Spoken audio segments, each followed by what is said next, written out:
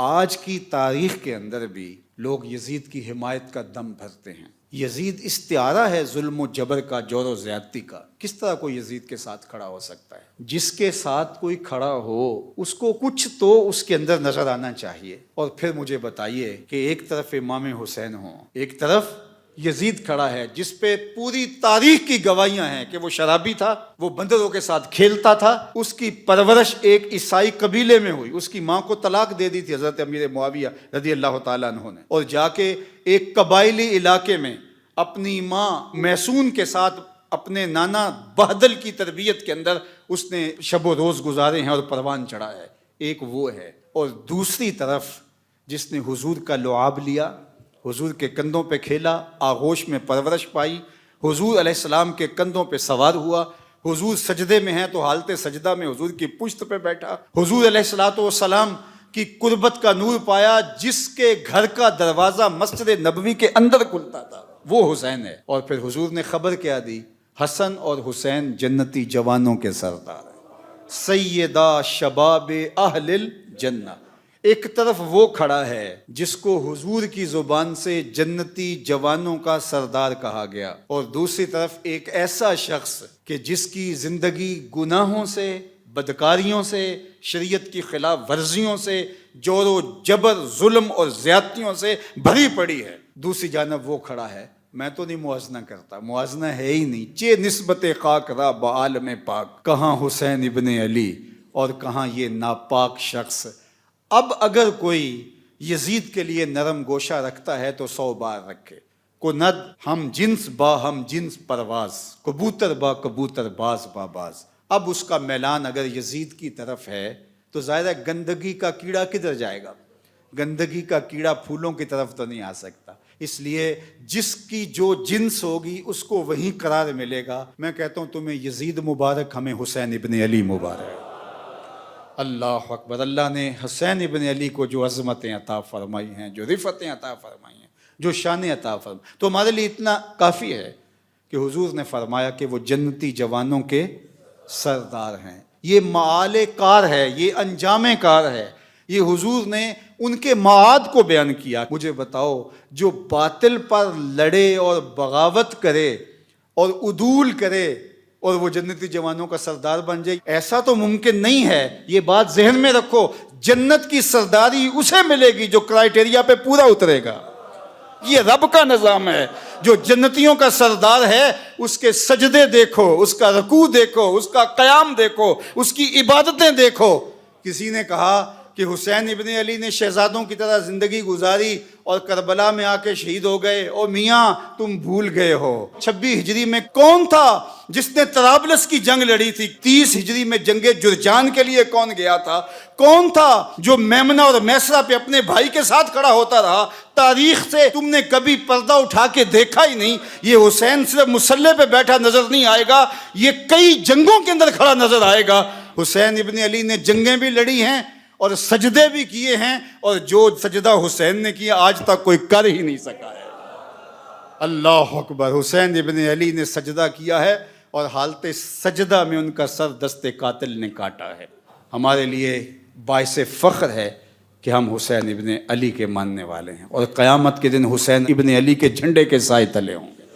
یہ ہمارا اعزاز ہے، یہ ہمارا فخر ہے۔ اہل بیت کا پیار کتابوں سے نہیں ملتا۔ دین مجو اندر کتب اے بے خبر، علم و حکمت از کتب دین از نظر۔ تو یہ بات سن لو، پلے باندھ لو، اہل بیت رسول کا پیار یہ تمہاری تحقیق کا نتیجہ نہیں ہو سکتا، یہ کتابوں کی کتابیں پڑھ جانے کے نتیجے میں نہیں ہو سکتا۔ اہل بیت کا پیار پاکیزہ ماؤں کی گودوں سے ملتا ہے۔ تو ہمیں ماؤں کی گود سے حسین ابن علی کا پیار ملا ہے۔ اور اقبال نے کہا تھا، نام تو از پدر آموختم، حضور آپ کا نام میں نے اپنے باپ سے سیکھا تھا۔ یہ کتابوں سے نہیں ملتا، یہ باپ کی آغوش سے ملتا ہے، یہ ماں کی گود سے ملتا ہے۔ اللہ تعالیٰ اہل بیت رسول کی محبت ہمارے رگ و ریشہ میں محو نفوذ کر دے۔ اور یہ بات ذہن میں رکھیے کہ اہل بیت کی محبت اصحاب رسول کے ساتھ کسی عداوت کا سبب نہیں بنتی، اور یہ بھی ذہن میں رکھیے کہ اصحاب کی محبت اہل بیت کے ساتھ دشمنی اور بغاوت کا ذریعہ نہیں بنتی۔ اہل بیت نبوت بھی ہماری آنکھوں کے تارے ہیں، اور اصحاب پیمبر بھی ہمارے دلوں کا قرار اور سکون ہے۔ اور صحابہ کے لیے اہل بیت کی محبت دیکھیے، اور اہل بیت کے لیے صحابہ کی محبت دیکھیے۔ صحابہ اگر اہل بیت کو حضور کے کندھوں پہ دیکھتے ہیں تو حضرت عمر کیا بول رہے ہیں؟ واہ واہ کیسی سواری میسر آئی حسنین کو۔ تو حضور مسکرا کے کہتے ہیں عمر سواری دیکھتے ہو، سوار بھی تو دیکھو۔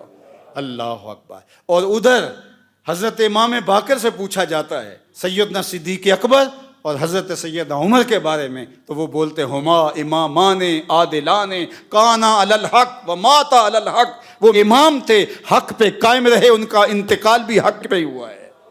تم نے کہاں سے دین لیا ہے؟ اقبال بولا تو کہ نشناسی خفیرہ از جلی ہوشیار باش، اے گرفتار ابو بکر و علی ہوشیار باش۔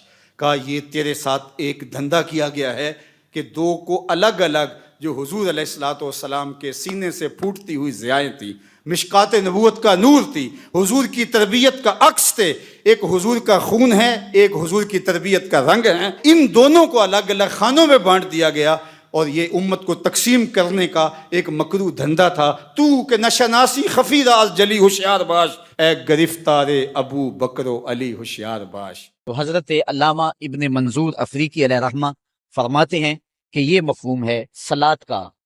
جب درود کی نسبت اللہ تعالیٰ کی طرف ہو تو اس کا مفہوم ہوتا ہے نزول رحمت۔ اللہ تعالیٰ جل شانہ اپنے محبوب پر مزید رحمتوں کا نزول فرماتا ہے، جس سے حضور کے درجے بلند ہوتے ہیں اور حضور کی عظمت میں اور اضافے ہوتے ہیں۔ اور جب فرشتوں کی طرف نسبت کی جائے تو فرشتوں کی طرف نسبت بھی دعا کے معنی میں ہے۔ اور جب ہم اللہ کی بارگاہ میں یہ دعا مانگتے ہیں کہ اے اللہ اس پیارے محبوب علیہ السلام پر رحمت نازل فرما، تو یہ اللہ کی بارگاہ میں گزارش ہوتی ہے۔ اسی لیے علماء نے کہا کہ درود ایک ایسا وظیفہ ہے جو کسی صورت میں رد نہیں ہوتا، چونکہ ہم یہ کہتے ہیں اے اللہ اپنے پیارے نبی پر رحمت نازل فرما، وہ تو پہلے ہی فرما رہا ہے، تو ہم کہیں یا اللہ اپنے نبی پہ رحمت نازل فرما، تو کیا اللہ فرمائے گا کہ میں نہیں فرماتا؟ اس لیے یہ ہو ہی نہیں سکتا۔ علماء کہتے ہیں کہ جو درود ہے وہ بہر صورت قبول ہوتا ہے۔ اس لیے حضرت عمر رضی اللہ تعالیٰ عنہ فرماتے ہیں کہ دعا کو درود کے ساتھ جوڑ لو، درود تو قبول ہونا ہی ہونا ہے، تمہاری دعا بھی قبول ہو جائے، کیونکہ اللہ شانہ کی یہ شان نہیں ہے کہ بعض کو قبول کر لے اور بعض کو ترک کر دے۔ ہماری فقہ کا بھی مسئلہ ہے، اگر آپ نے کسی سے سودا لیا ہے، اس میں کوئی ردی چیز آ گئی اور کچھ صحیح آ گئی ہے، اب یہ نہیں آپ کر سکتے کہ جو صحیح ہے وہ رکھ لیں اور ردی واپس کر دیں، یا تو وہ صحیح کے ساتھ ردی بھی قبول کرنا پڑے گی، اور یا پھر جو ہے وہ صحیح بھی واپس کرنا پڑے گی۔ یہ نہیں ہوگا کہ مرضی کی رکھ لی اور مرضی کی واپس کر لی، یا سارا سودا قبول کرنا پڑے گا یا سارا سودا واپس کرنا پڑے گا۔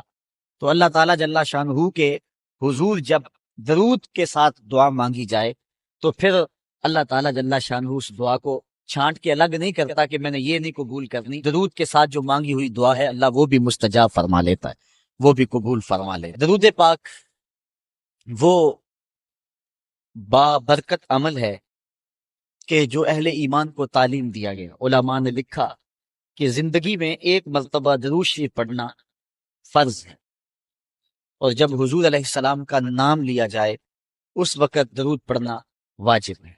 اس کے علاوہ بھی وجوب کے اور بہت سارے مقامات علماء نے بیان کیے، اور نمایاں 40 مقامات علماء نے بیان کیے جہاں درود شریف پڑھنا مستحب ہے، لیکن بعض مقامات پہ درود شریف پڑھنا مکروہ بھی ہے، جس طرح باتھ روم اور اس قبیل کے اور مقامات اور جگہ اور جو ہے وہ احوال ایسے ہیں جہاں درود شریف نہیں پڑھا جائے گا۔